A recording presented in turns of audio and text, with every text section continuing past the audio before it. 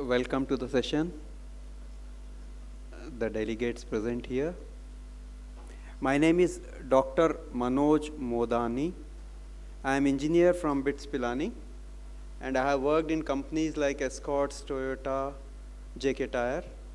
I have put up a plant for Microtech, UPS makers, and we have done the work on EV charging in China. And my experience presently is at ATS, where we do the testing of the electric vehicles. So I will give the introduction about the company. So in 2004, this company was formed. It was basically for ICE engines. And we have offices in Pune, Delhi, Bangalore, Chennai, Coimbatore. We have a technical center in collaboration with Amrita Institute at Coimbatore. It looks like that. Our partners are mainly from Germany and few partners from other countries like US. 90% of them are from Germany. So we do the after sales service for any type of testing for the vehicle. So various type of testings are mentioned here. Not moving. Can you bring the next screen, please? Yeah. So we have the ISO and NABL accredited lab at Pune. Next, please.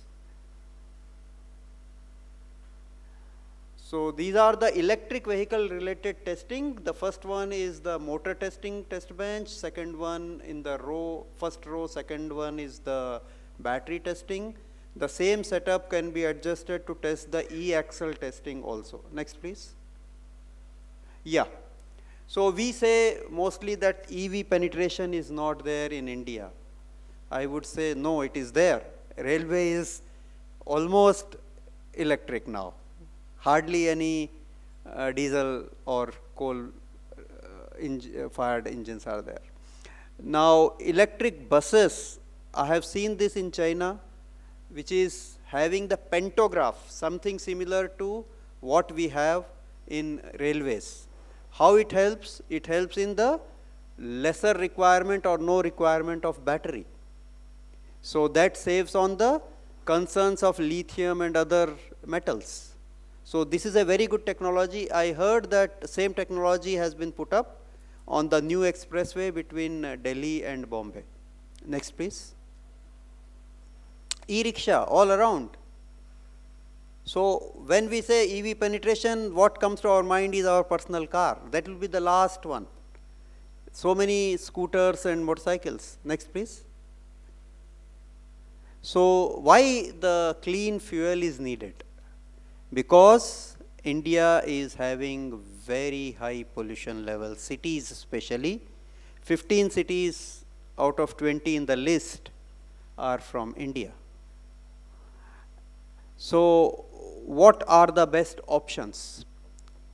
Because in EV, the tailpipe emission is zero. The emission is made in the cities.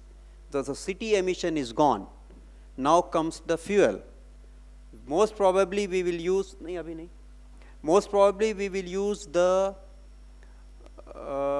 renewable fuels for the batteries charging. But even if it is coal fired or non-renewable, that is at the remote location. God has given such a huge atmosphere to us, the pollution levels will not reach to the population. But nonetheless, renewable is growing in India, and certainly with renewable energy sources, solar, wind, so many others, the hydro. So we should be able to have the use of renewable for the charging. Now comes the lithium and other metals. People say that lot of not of polluting sources are used. I would say the lithium is recycled. Only the first initial metal extraction, and that require a lot of energy, and the energy source can be renewable or non-renewable. But Once you recycle, the energy requirements is very, very less, and the lithium requirement also, because of the reuse, it becomes less. And पीछे लाइए. And the concern comes is non-availability of these resources in India. Yes, certainly, but in one of the sessions, Minister Arjun Singh Meghwal told that some sources have been found in India. They are still exploring for lithium, and dependency, of course, is there in India for many, many resources, including the present fuel in plenty, that is the petroleum products. We are still dependent on many dependent on imports. And now comes the next thing is the clean air we will get in the cities. Next one, please. So, and when we compare the EV, what comes to our mind is 2-3 hurdles. One we think is the charging time is high. Actually, we have to have the analogy with the mobile. Whenever the mobile is resting, not working, we are charging it. So, thank you. In this case, we are not going to the petrol pumps or things like that to get it recharged. So, whenever there is a long drive, you would say that where will I charge, where is the infrastructure? But in the city, you don't drive such a long, enough charging capacity is there. Even if you go outstation, you don't run non-stop, you stop at the midways. So all those problems are not very big. So the advantage, when we compare EV, we should compare EV with the present automatic cars, gearless cars, because in EV the effort is very simple. You have to just press one pedal and it accelerates, and it accelerates very fast. The emission is of course not there. The comfort is there. When you brake, it regenerates energy. So the energy disadvantage is not there. Efficiency is very, very high compared to the present ICE engines. Next, please. Next, please.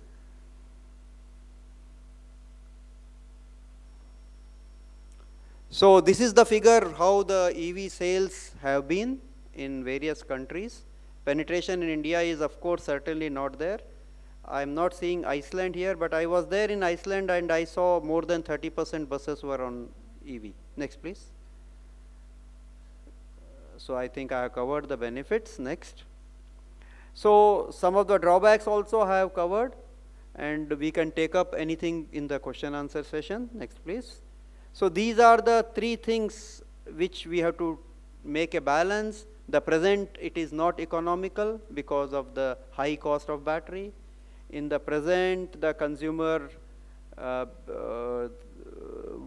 charging and other concerns in the mind of consumers. And technology, of course, evolves over time, and government has done a very good job that they left to the industry to evolve whatever comes, hydrogen, EV, or any other technology. They were open. They didn't restrict to only one source. That is good thing the government has done. Next, please.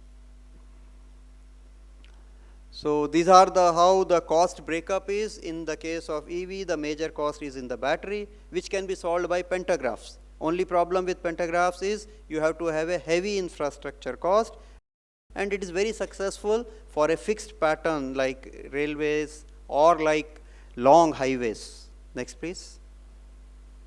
So this is how the cost is coming down for the battery. Next, please. So EV adoption, any new technology, the adoption is like the S curve, slow, slow, slow, and then rapid, and then dies. Next, please. So this is how the various country-wise the adoption is in terms of percentage, but because those countries are very, very small, the volumes may not be that high as India. So China takes the lead in terms of percentage as well as numbers. But whereas in percentage terms, Iceland, Norway, and few more countries take the lead. Next.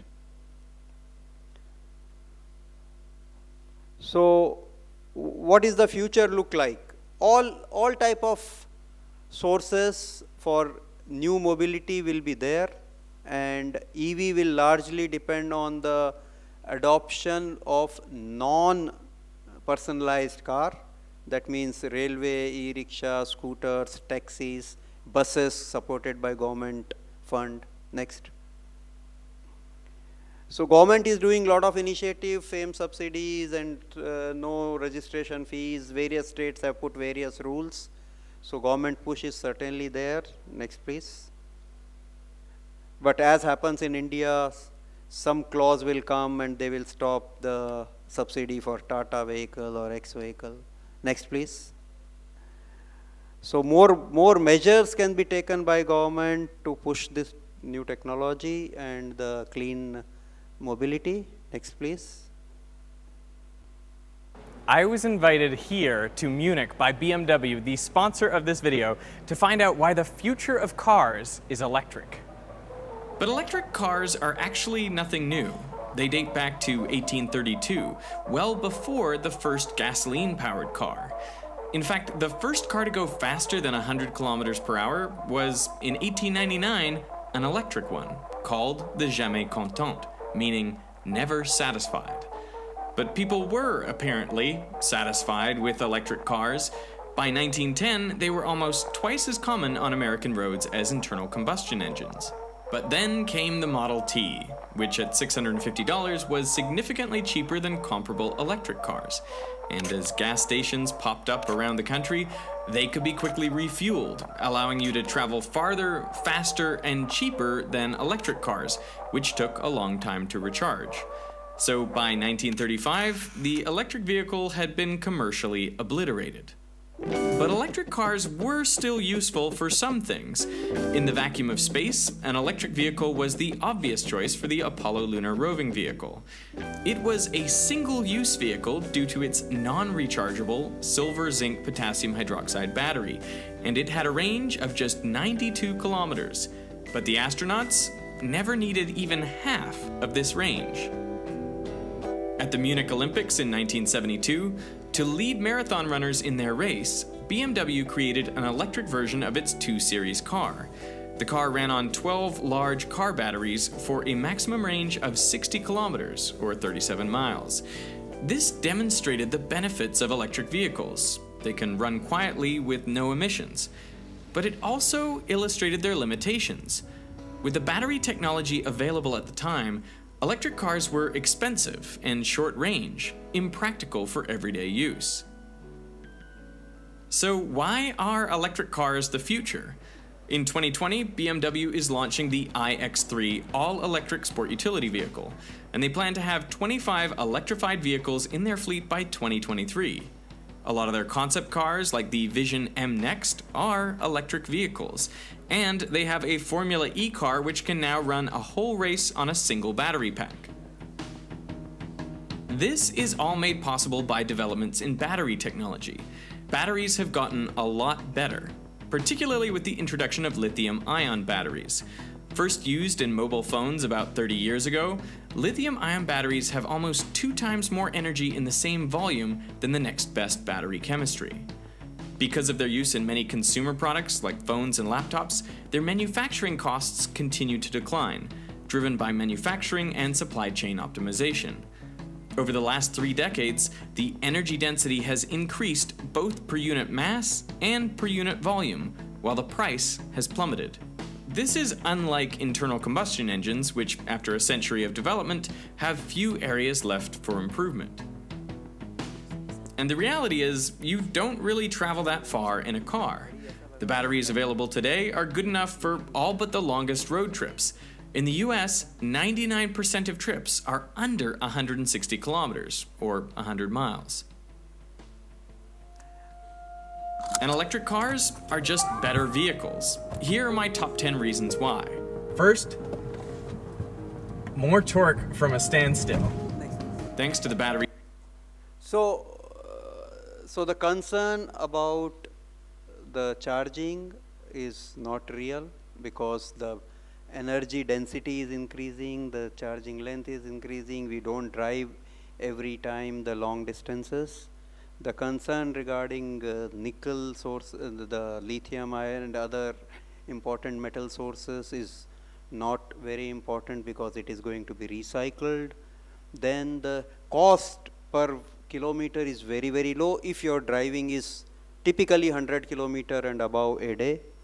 Then this capital cost, the TCO, total cost of ownership, will be less. It is sort of automatic driving comfort is there. It regenerates by braking, it regenerates energy.